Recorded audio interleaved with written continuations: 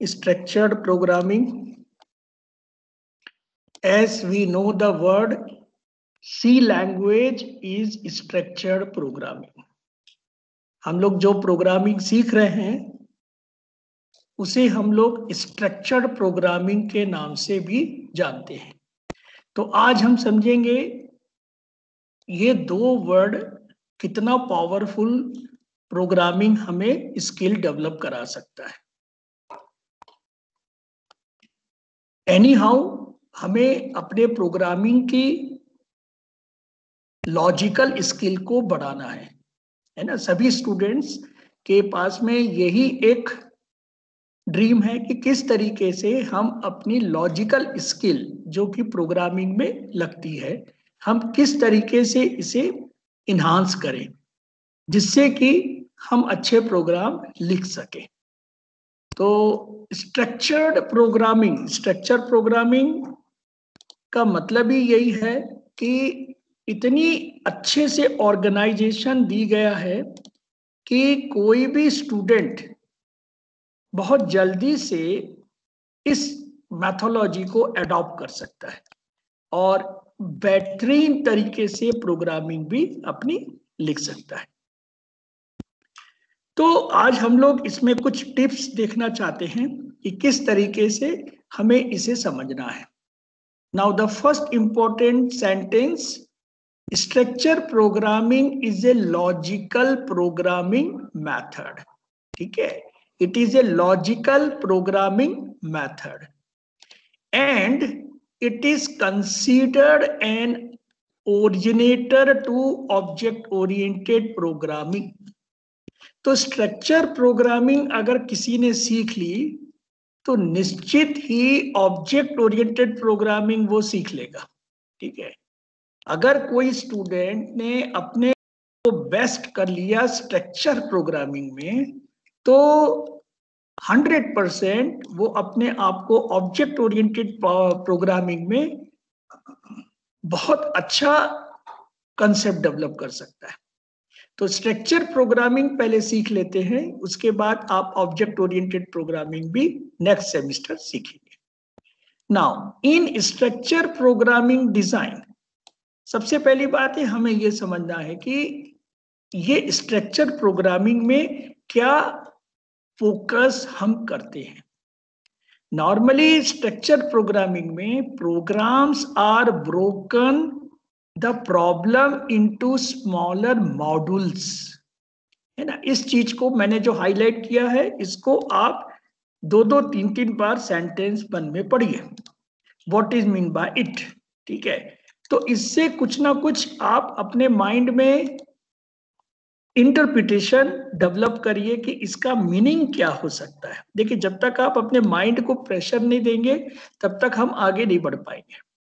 Programme are broken the problem into smaller modules, यानी कि structure programming में हमारे पास जो प्रॉब्लम क्लाइंट के आते हैं, है ना। प्रॉब्लम किसके रहेंगे? क्लाइंट के। अगर मार्केट की बात करें, इंडस्ट्री की बात करें, हमें प्रॉब्लम क्लाइंट के मिलेंगे। तो जैसे मैंने बोला आपको, write a program to design calculator, मेरे को डिजिटल कैलकुलेटर बनवाना है। तो that problem you have to broke in the smaller modular. आपको इसको क्या करना है, छोटे से छोटे जितना हो सके उसे मॉड्यूल्स में बदलने की कोशिश करनी है। ठीक है, and this modules, this small modules are called the function और प्रोसीजर। इसी मॉड्यूल्स को हम क्या बोलते हैं? फंक्शन एंड प्रोसीजर के नाम से जाने जाते हैं। तो यहां पर हमें एक चीज क्लियर कर लेनी है कि मॉड्यूल्स का मतलब क्या होता है। मॉड्यूल्स का मतलब फंक्शन ही होता है, प्रोसीजर ही होता है। ठीक है, किसी लैंग्वेज में इस मॉड्यूल्स को फंक्शन बोलते हैं और किस लैंग्वेज में प्रोसीजर बोलते हैं। जैसे पास्कल लैंग्वेज में इसको प्रोसीजर बोलते हैं, लेकिन सी लैंग्वेज में इसे फंक्शन बोलते हैं। Okay, now each of which, है ना, each of this function handles a particular task.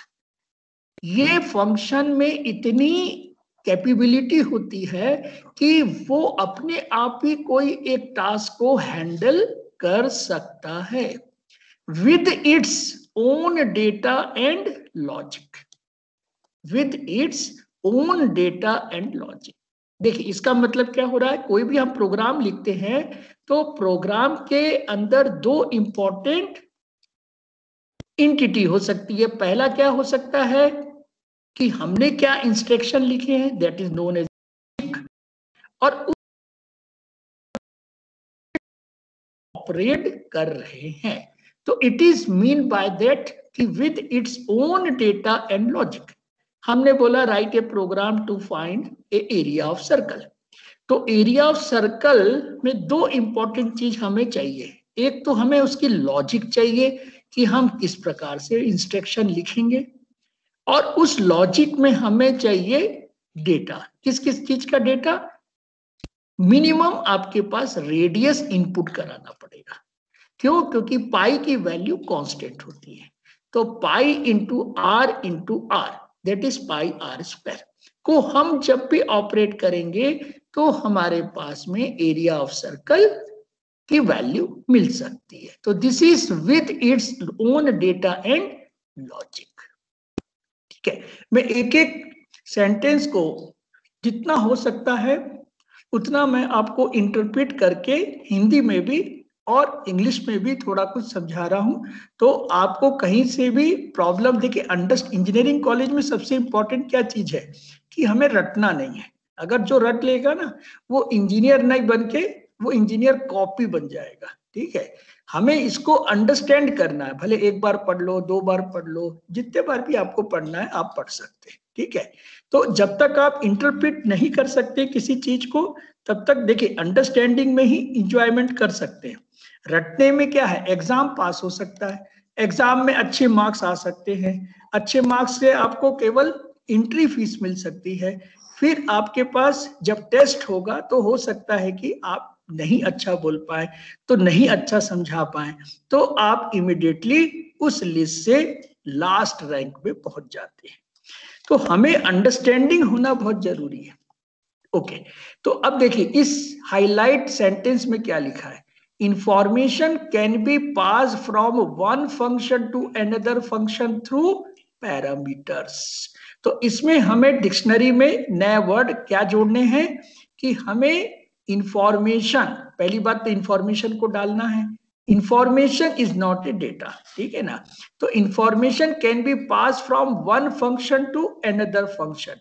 मुझे कोई भी दो वैल्यू को एक्सचेंज करना है तो मैंने कोई फंक्शन बनाया है, उस फंक्शन में मैंने अपने इस प्रोग्राम में वैल्यू को एक्सचेंज करना है। तो मैं कैसे एक्सचेंज करूंगा, मैं उसमें पैरामीटर को यूज करूंगा। तो पैरामीटर फंक्शन के साथ होते हैं, तो आपके पास इंफॉर्मेशन उसके अंदर में पास ऑन हो सकती है। अभी हमने जो फंक्शन मेन बनाया, तो main is what, main is a user defined function, लेकिन एम्प्टी है। पैरेंथेसिस ब्रैकेट के अंदर हमने कुछ नहीं लिखा है तो एम्प्टी है।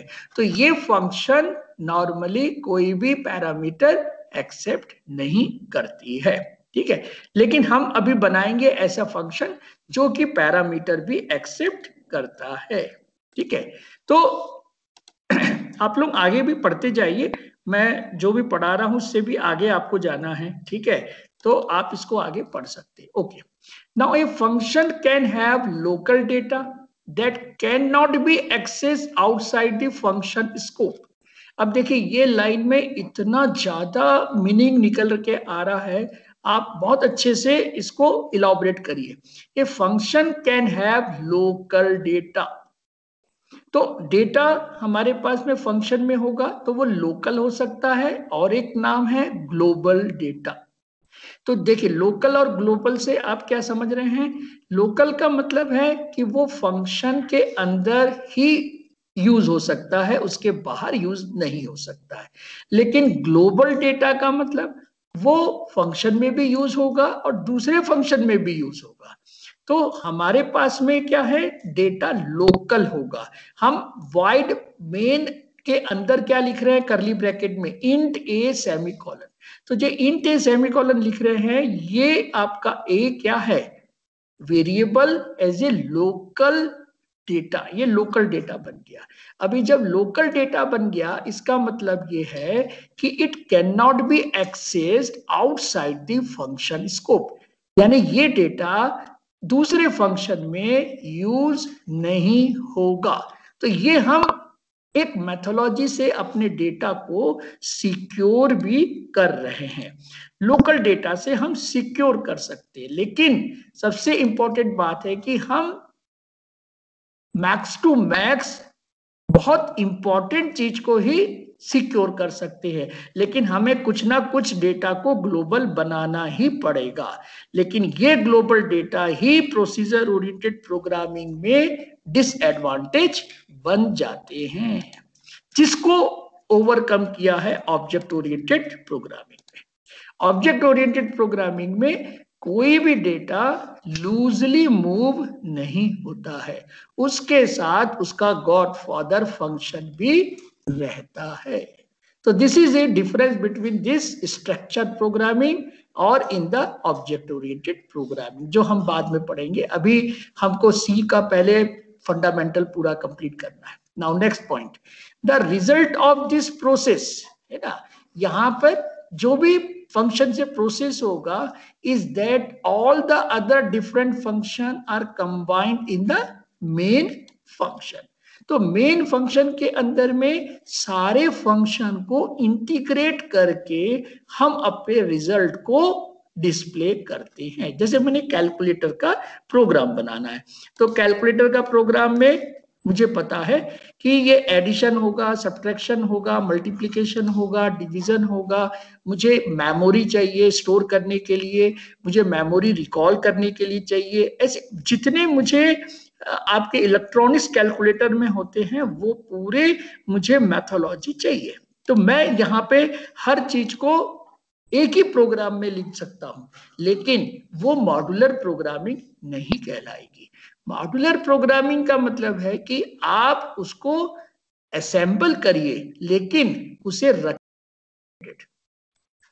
तो मेन फंक्शन के अंदर हमने, जैसे अभी सपोज हमारे पास में मेन फंक्शन में मैंने लिखा है स्कैनएफ, मैंने लिखा है प्रिंटएफ, मैंने और भी इस तरीके के फंक्शंस लिखे हैं। तो ये फंक्शंस बेसिकली कहीं और बने होंगे, हम डायरेक्टली यूज कर रहे हैं। तो ये तो रेडीमेड फंक्शन हो गए। हम इसी तरीके से खुद का भी फंक्शन बनाएंगे। तो मेन फंक्शन क्या होता है? Main function is a set of function, ठीक है ना। मेन फंक्शन क्या होता है? It is a set of function.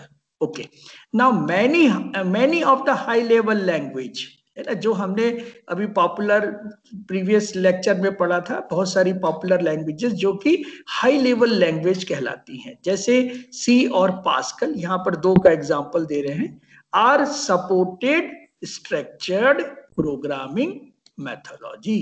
तो इसका अप्रोच क्या है? सी और पास्कल का स्ट्रक्चर्ड प्रोग्रामिंग का है, यानी हम यहाँ पर फंक्शंस बना सकते हैं और main function set of function को ऑर्गेनाइज कर सकते हैं।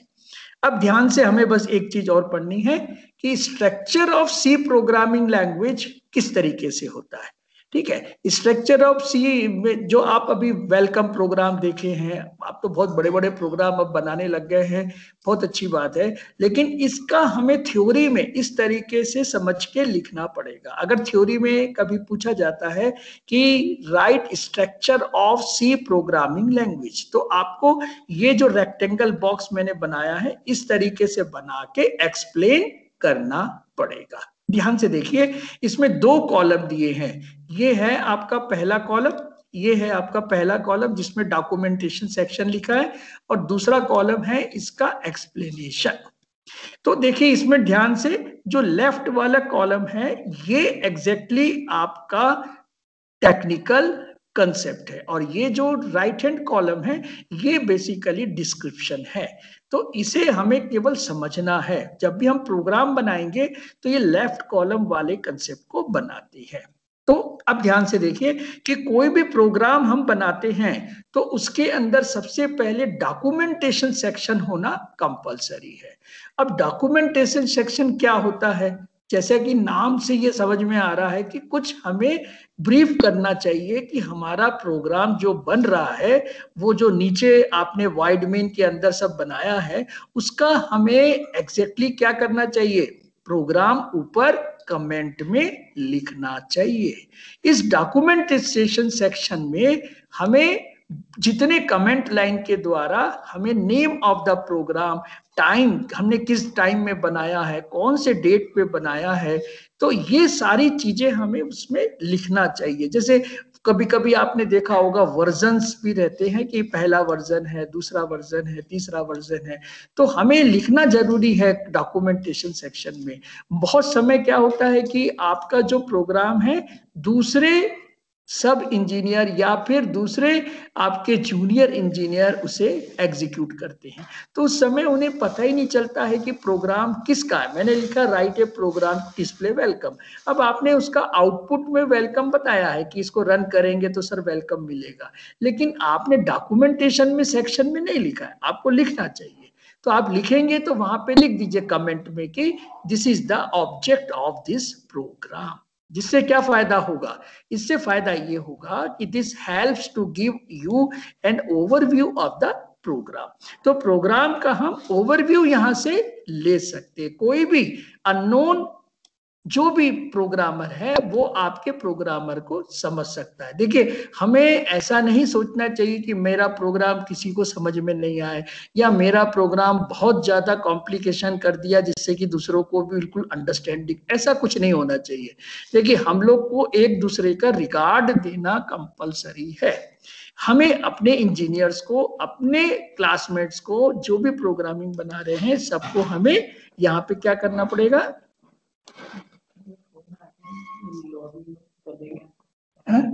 बच्चों के फोन आ रहे हैं, कुछ बच्चे लॉबी में चले। हाँ ठीक, कोई बात नहीं, कोई बात नहीं, नेटवर्क के कारण हम बाहर हो गए थे। हाँ ठीक, कर दिया मैंने, सबको एडमिट कर दिया है ना, सभी बच्चे मेरे एडमिट हैं। आपके क्लास टीचर को कोई कोई बताता रहता है, कुछ तुम लोग मिसयूज उनको मतलब सही तरीका बताना, नहीं तो ऐसा नहीं होना चाहिए, ठीक है ना। Okay, now this is the first section, ये फर्स्ट सेक्शन की बात हो गई। अब सेकंड सेक्शन क्या कहलाएगा, लिंक सेक्शन। आप क्या लिंक सेक्शन यूज करते हैं, यस करते हैं।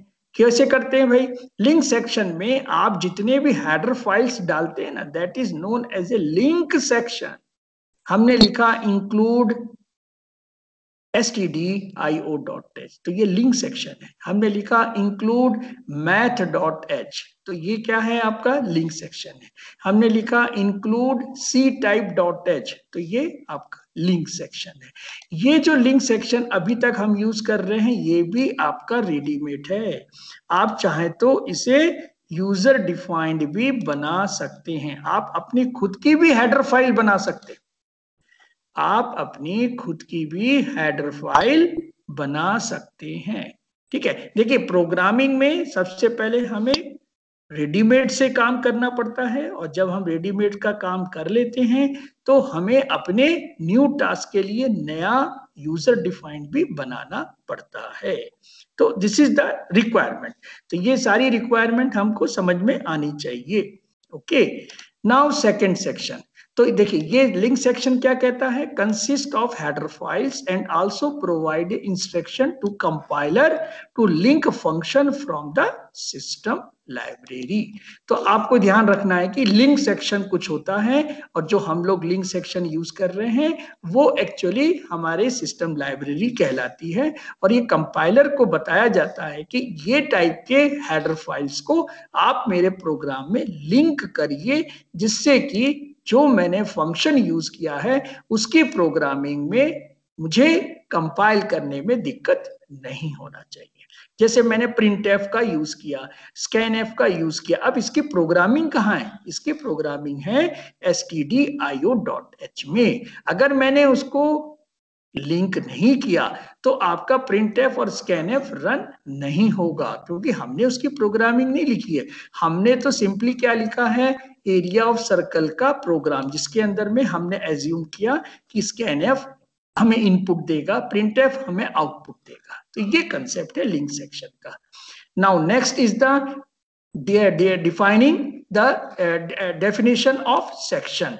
तो अब क्या है कि इस डेफिनेशन ऑफ द सेक्शन में आपको अगर किसी एक कांस्टेंट का या आपको कोई इंपॉर्टेंट सिंबल्स का मैक्रो लिखना है तो आप उसे मैक्रो भी लिख सकते हैं। तो ये वो मैक्रो होगा जो कि आपको बार बार यूज आपके प्रोग्राम में हो रहा है। अभी तक हमने मैक्रो नहीं लिखा है, हम लिखना सीखेंगे, उसके बाद में इसको मैं हाईलाइट करके बताऊंगा। लेकिन दिस आर द सीक्वेंस, है ना, इसको सीक्वेंस को आप रखिए। सबसे पहला सीक्वेंस क्या रहेगा? पहला रहेगा डॉक्यूमेंटेशन सेक्शन, फिर लिंक सेक्शन, फिर आपका डेफिनेशन सेक्शन, जिसमें आप नए कंसेप्ट को मैक्रो के नाम से डिफाइन कर सकते हैं। जैसे जैसे मैं आपको बता रहा हूं हैश इंक्लूड करते हैं ना, तो जो हैश जो सिंबल है वो आपका इंक्लूड को डिफाइन कर रहा है। ऐसे ही आप और भी चीजों को डिफाइन कर सकते हैं ना। इसके बाद हमारा क्या आएगा? लोकल डेटा के बाद हमारे पास सबसे इंपॉर्टेंट आएगा ग्लोबल डेटा डिक्लेरेशन आएगा। ठीक है, ये ग्लोबल डेटा जो रहेगा हमें डिक्लेयर करने के लिए वो फंक्शन के बाहर है। ये ध्यान से देखिए, this is the void main. अब इस वॉइड मेन के अंदर हमारा ग्लोबल डेटा नहीं है। इसका मतलब है कि ये डेटा दूसरे फंक्शन को इजीली एक्सेसिबल है। ठीक है, and this is the disadvantage in the structure programming. क्यों? क्योंकि इजीली एक्सेसिबल है तो कोई भी इसे मिसयूज कर सकता है, और मिसयूज करेगा तो आपके प्रोग्राम का वैल्यू बदल जाएगी। वैल्यू बदल जाएगी तो हमें सही आंसर नहीं मिलेगा। तो this is the limitation in the structure programming. तो ग्लोबल डिक्लेरेशन सेक्शन क्या कर रहा है? This variable, this is the मतलब ग्लोबल डिक्लेरेशन क्या है? Those variable which can be used anywhere in the program, है ना। प्रोग्राम क्या है? It is a set of function. तो उस फंक्शन में आप अपने इस डेटा को यूज कर सकते हैं। तो हम देखेंगे, अभी तो हमने यूज नहीं किया है इसलिए मैं आपको नहीं बताया हूं, ये मैं आपको प्रैक्टिकली सब समझाऊंगा। अभी हम वॉइड मेन यूज करते हैं, तो यहाँ पे मेन फंक्शन लिखते हैं और यहाँ वॉइड लिखते हैं और ये कर्ली ब्रैकेट बनाते हैं, ये पैरेंथेसिस ब्रैकेट। तो main with parenthesis bracket it known as a function. तो ये बन गया मेन फंक्शन सेक्शन। किसी भी प्रोग्राम में मेन फंक्शन का होना कंपलसरी है। ठीक है, आप एक से ज्यादा फंक्शन बना सकते हैं लेकिन मेन फंक्शन का बनाना कंपलसरी है। Now this section contains two part. First is declaration, this declaration is the local declaration. ठीक है ना, ये लोकल डिक्लेरेशन की बात हो रही है। ये ग्लोबल डिक्लेरेशन और ये आपका क्या है? This is a global declaration. और यहाँ क्या हो रहा है? This is A local declaration. तो ये लोकल डिक्लेरेशन इस मेन के अंदर ही के रह जाएगा, इसके बाहर वो यूज नहीं हो पाएगा। ठीक है ना, this local declaration is only available for under the void main. इसके बाहर इसे हम यूज नहीं कर सकते हैं। एंड देन एग्जीक्यूटेबल पार्ट, तो ये आपका एग्जीक्यूटेबल पार्ट हो गया। अब जैसे मैंने लिखा है कि write a program to display welcome, तो उसमें डिक्लेरेशन पार्ट की जरूरत ही नहीं है, directly you can use print F and welcome. तो ये एग्जीक्यूटेबल स्टेटमेंट हो गया। लेकिन मैंने लिखा कि write a program to read 10 and write 10, तो इसमें क्या करेंगे आप? रीड 10 करने के लिए इंट ए करेंगे, तो इंट ए से आपका डिक्लेरेशन सेक्शन बन जाएगा। उसको हम रीड कर लेंगे और एग्जीक्यूटेबल स्टेटमेंट में प्रिंट कर लेंगे। ओके, अब आपके अगर प्रोग्राम में एक से ज्यादा सेक्शन फंक्शन है तो उस केस में क्या करेंगे? हम अपने सब फंक्शन को उसके बाद लिखते हैं। तो देखिए यहाँ पर लिखा है फंक्शन 1, फंक्शन 2, तो ये सब प्रोग्राम सेक्शन बनने स्टार्ट हो जाते हैं। अभी हमने इसको नहीं स्टार्ट किया है, तो अभी तक हमने क्या स्टार्ट किया है? केवल लिंक्ड सेक्शन यूज किया है और वॉइड मेन ही यूज किया है। अब हम देखेंगे आगे के प्रैक्टिकल में डॉक्यूमेंटेशन सेक्शन भी मैं आपको बताऊंगा, फिर डेफिनेशन सेक्शन भी बताऊंगा, ग्लोबल भी बताऊंगा, और बाद में फंक्शन 1, फंक्शन 2 सब प्रोग्राम कैसे बनाते वो भी हम सीखेंगे। आज हमें थ्योरी में बस इतना ही सीखना है कि स्ट्रक्चर प्रोग्रामिंग के बेसिकली कितने एलिमेंट हो सकते हैं। तो स्ट्रक्चर प्रोग्रामिंग में मेनली 3 टाइप के एलिमेंट्स हमको मिलते हैं, पॉपुलर है।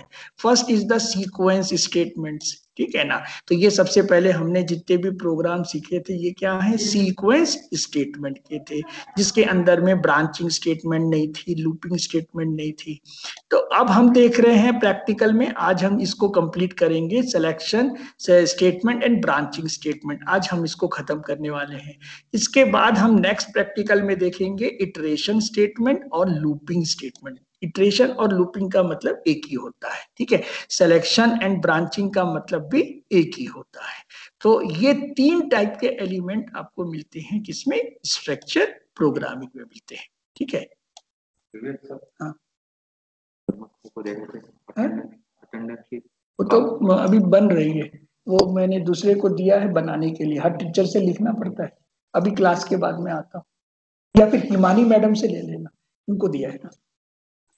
तो this are the useful elements in the structure programming. Okay, now अब हम बहुत अच्छे से समझेंगे कि इसमें क्या मुख्यतः एडवांटेज होंगे और क्या इसके अंदर लिमिटेशन एज ए डिसएडवांटेज हो सकते हैं। देखिए, हर चीज में एडवांटेज डिसएडवांटेज समझना बहुत जरूरी है, क्योंकि एडवांटेज का मतलब है कि आपके पास में वो रेडीमेड कैरेक्टरिस्टिक्स है, आप यूज कर सकते हैं। डिसएडवांटेज का मतलब है कि अपॉर्चुनिटी है उसमें, वो हम दूसरे कहीं जगह इसको पढ़ेंगे। तो देखिए एडवांटेजेस क्या है, सबसे पहला easy to read and understand, है ना। ये जो प्रोग्रामिंग लैंग्वेज है बहुत इजी से हम रीड कर सकते हैं, जब हम अच्छे से रीड कर सकते हैं तो उसे अंडरस्टैंड भी कर सकते हैं। सेकंड कैरेक्टरिस्टिक्स, ये यूजर फ्रेंडली होता है, मतलब हमें इसके साथ में फ्रेंडशिप जैसा कल्चर भी मिल सकता है। हम जब प्रोग्राम लिखेंगे तो हमें एकदम से बोरियत महसूस नहीं होगी, and you will get a happiness to write a program. तो ये प्रोग्राम में यूजर फ्रेंडली का भी कंसेप्ट हो गया। Now it is also easier to maintain, है ना। इस प्रोग्राम को लिखने के बाद आप इसे मेंटेन भी कर सकते हो, मतलब इसे सेव कर सकते हो, इसको मॉडिफाई कर सकते हो, इसे डिलीट कर सकते हो, फिर से नया प्रोग्राम बना सकते हो, इसको कॉपी कर सकते हो, तो इसे मेंटेन भी कर सकते हैं। तो अगर कोई चीज अच्छी से मेंटेन होगी तो उसका रीयूज हो सकता है, ठीक है ना। रीयूजिबिलिटी मेंटेन के कारण बढ़ सकती है। अच्छा, this mainly problem based on the instead of being machine based. तो इसके अंदर में अधिकतर प्रॉब्लम किस पर है, मशीन बेस पर होती है। Okay, now development in this structure programming is also easier as it required less effort and time। भाई किसी चीज में अगर कम समय लगे और कम टाइम लगे तो वो हमारे डेवलपमेंट में खास उपयोग हो सकता है। अगर किसी ने इंडस्ट्री खोली है, अगर उसको जल्दी से प्रोग्राम बनाना, देखिए आजकल का क्या है, कंप्यूटर में जो प्रोजेक्ट मिलते हैं ना, वो ज्यादातर कितने महीने के होंगे, पहले होते थे 2-2 3-3 साल के, आजकल तो 6 महीने से ज्यादा भी बड़ा प्रोजेक्ट कंप्यूटर में नहीं चलता है। लेकिन दूसरे ब्रांच में जैसे सिविल है, मैकेनिकल, इसमें क्या है, प्रोजेक्ट थोड़े से ड्यूरेशन ज्यादा होते हैं। जैसे कोई सिविल में ब्रिज बना रहा है तो हो सकता है 3 साल लगेगा, उसमें 4 साल लगते हैं। लेकिन हमारे कंप्यूटर में प्रोजेक्ट जो होते हैं वो बहुत ही कम समय में आजकल बन रहे हैं। Now it is also easier to debug. इसका मतलब क्या हो रहा है कि आपके पास में अगर कोई गलतियां हैं तो उसे हम बहुत जल्दी से पहचान के उसको रिपेयर कर सकते हैं। डीबग करने का मतलब क्या है, कोई गलतियों को समझना, है ना। हमें अगर कोई कंप्यूटर बता दे कि इस लाइन में कोई ये गलती है तो आपके लिए तो बहुत फायदेमंद हो गया, आप डायरेक्टली वहां जाके ठीक कर सकते हैं।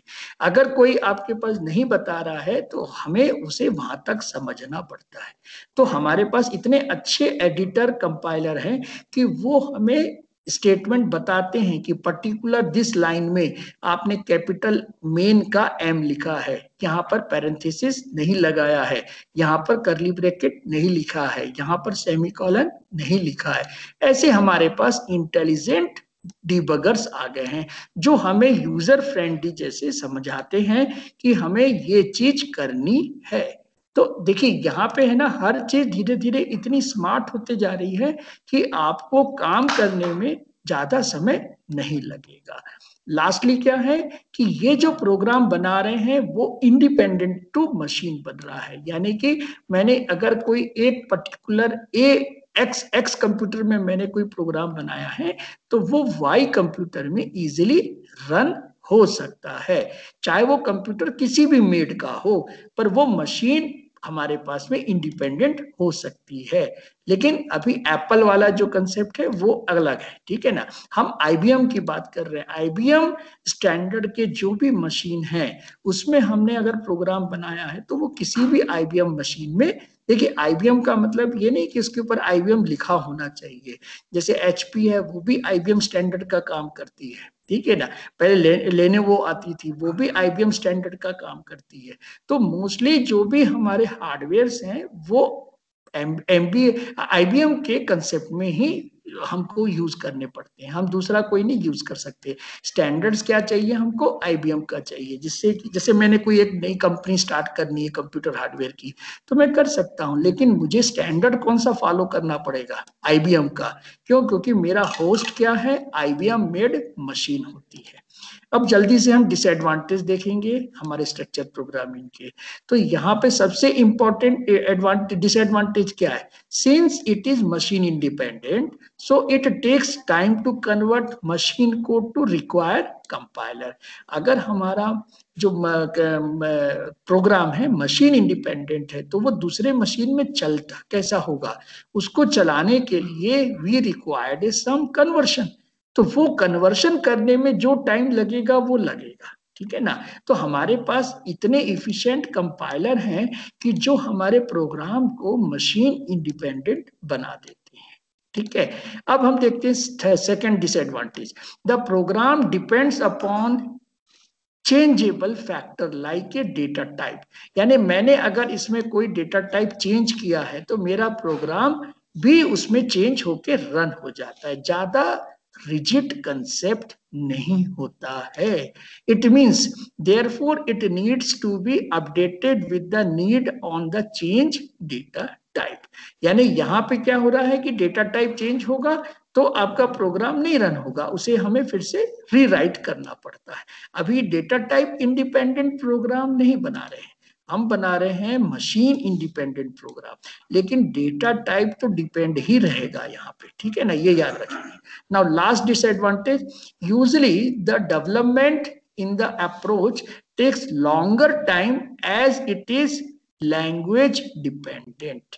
तो यहां से मुझे समझ में आ रहा है कि अगर मुझे लैंग्वेज नहीं आती है तो मेरे को डिपेंडेंसी बढ़ जाएगी, है ना। जैसे आपको कहीं सपोज करिए इंटरनेशनल काम करने जा रहे हैं, जापान में आपको कोई क्लाइंट मिलता है तो आपको जापानीज लैंग्वेज थोड़ी कुछ तो आनी चाहिए, नहीं आएगी तो आपको इंटरप्रेटर कोई बीच में रखना पड़ेगा कि जो आपकी बात को वो समझाए, ठीक है। तो this is a dependent concept. तो this three are the disadvantage of the structure programming language. तो आज टाइमली मैंने फिनिश कर दिया है, तो पहले मैं अटेंडेंस डाउनलोड कर लूं, उसके बाद एक सेक्शन यहाँ से लीव करेंगे और एक सेक्शन हमारा गूगल में ज्वाइन करेगा फॉर द लैब कंसेप्ट, ठीक है। मैं यहाँ पर डाउनलोड कर रहा हूँ अटेंडेंस, उसके बाद ही लीव करेंगे, उसके पहले कोई नहीं लीव करेगा। ऑलमोस्ट मेरे पास में सारे बच्चे हैं, ओके। तो मैंने यहाँ पे डाउनलोड कर रहे हैं, यस डाउनलोड हो गया है। नाउ यू मे लीव, और मैं भी यहाँ पर इसे बंद कर रहा हूँ, ठीक है, स्टॉप कर रहा हूँ, आप लोग भी यहाँ पर जा सकते हैं, okay. Thank you. Now we are meeting in the Google. कौन सा सेक्शन मीट करेगा चैट बॉक्स में लिख दीजिएगा, आई थिंक बी सेक्शन होना चाहिए, ठीक है। Now I am stopping here.